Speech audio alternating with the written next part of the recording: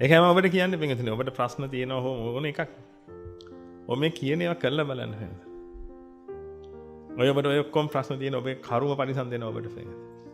අද ඔබේ රස්සාවට යන ඔබේ කර්මයක් පරිසම් දීලා පින්වතුනි උදේ පාන්දර නැගිටලා බින්දු මාත්‍රිය පිනක් කරන්න නැහැ නේ පින්වතුනි උදේ පාන්දර ඉඳලා.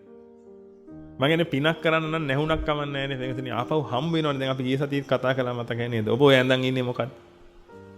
ඔබගේ ජීවිතේ ඔය ඇඳන් ඉන්නේ. හේතුව මොකද? ඔක අරන් තියෙන්නේ සල්ලි වලට. ඒ සල්ලි හම්බ කරන්න මොකද්ද දුන්නේ? ජීවිතේ. ඔය ගේ කියන්නේ මොකද්ද ඔයගේ? ජීවිතේ. හොඳට තේරුම් ගන්න පින්වතුනි. ඔබ ගාව කිසි දෙයක් නැහැ ඔබගේ ජීවිතේ පූජා නොකරපු පින්වතුනි. ඔය කරේ තියෙන මාළේ කියන්නේ ඔබගේ ජීවිතේ පින්වතුනි. ජීවිතේ කරේල්ලන් යන්නේ ඔය. ඔය කෙලිම ජීවිතේ පූජා කරලා තියෙන්නේ. ඕක ආයි ගන්න බෑ පුළුවන් නම් මාළේ විකුණලා අවුරුදු 5ක් කරන් දෙන්න. පුළුවන්ද? බෑ. ගියා.